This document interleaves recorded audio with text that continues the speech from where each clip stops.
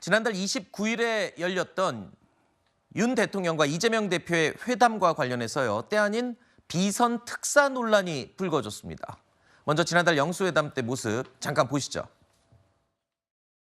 대통령님 오랜만입니다. 아이고 감사합니다. 네. 잘 계셨어요? 아 그러면요. 이제 불러주셔서 선거 너무 운동하느라고 감사합니다. 아주 고생이 많으셨을 텐데 네. 다 이제 건강 좀 회복하셨습니까? 아직은 많이 필요한데요. 고맙습니다. 자, 영수회담 관련해서 비선 논란이 불거졌는데 어떤 내용인지 설명을 해주실까요? 일단은 함성득 경기대 정치전문대학원장 네. 그리고 이명백 교수 같은 경우에는 지난 총선에서 민주당 공관위원장을 했었는데요.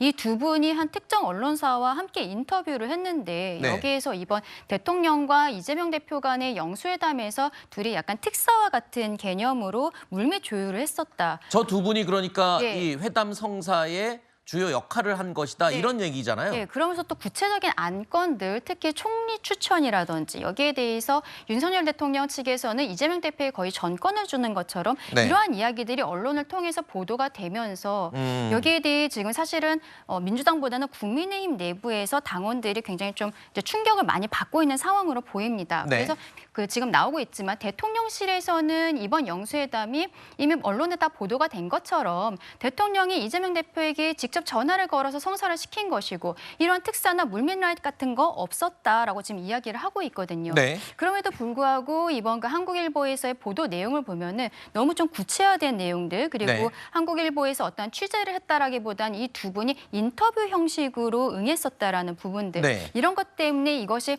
그렇다면 특사는 아니지만 어느 정도의 조율 과정에 이분들이 들어가 있었던 게 약간 과장된 것은 아니냐라는 해석은 좀 가능할 것으로도 보이는데요.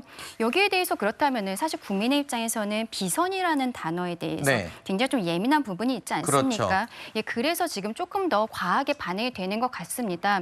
여기에 대해서 이재명 대표 측에서는 뭐 사실관계에 대해서 이야기를 해주고 있지는 않은데 조금 더 사실관계는 밝혀져야 되지 않을까? 지금 특히 국민들 그리고 국민의힘 당원들 층에서는 굉장히 좀 사실관계 확인이 좀 필요한 부분일 것 같습니다. 근데 아까 보신 그 두 분이 만약에 이 회담 성사를 위해서 오가는 역할을 했다면 그게 문제가 되는 건가요?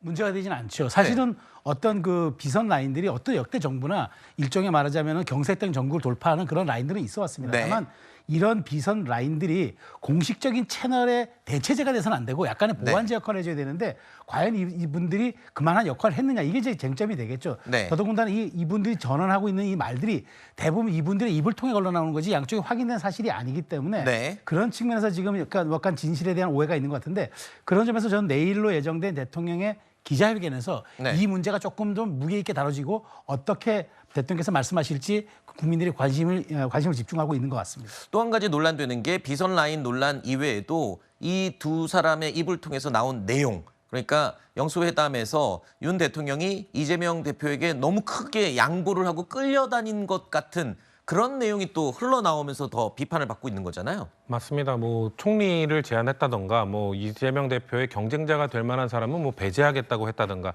이런 내용들 때문에 지금 보수 지지층에서는 국민의힘 당원 게시판에 달려가서 네. 윤석열 대통령을 탈당하라 뭐 이런 요구를 하고 있는 것인데요.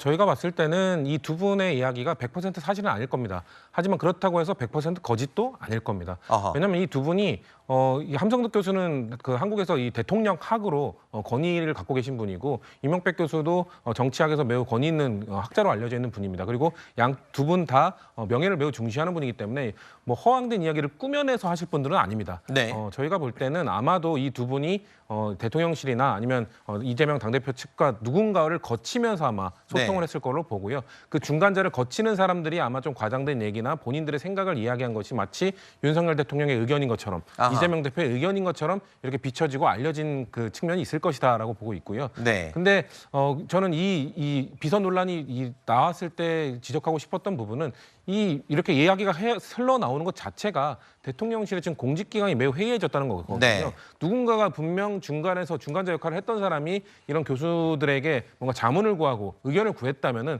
그거에 대한 보완을 철저하게 요구하고 당연히 지키도록 얘기를 했어야 되는데 네. 그런 것들이 허술하게 이루어졌기 때문에 지금 얘기가 새나가고 있는 것 아니겠습니까? 네. 지금 대통령실의 공직기강 문제는 지금 이 국정운영 2년 내내 지금 지적되어 오는 부분이라서 네. 대통령이 좀 점검을 해야 될 시기라고 보고 있습니다. 대통령과 관련된 특히 여야 이 영수회담에서 나온 내용이 다른 라인을 통해서 이렇게 흘러나오는 것 자체가 지금 기강해이다라고 말씀하셨는데 인선과 관련해서도 최근에 이 대통령실 내부의 이야기가 밖으로 흘러나오면서 논란이 되지 않았습니까?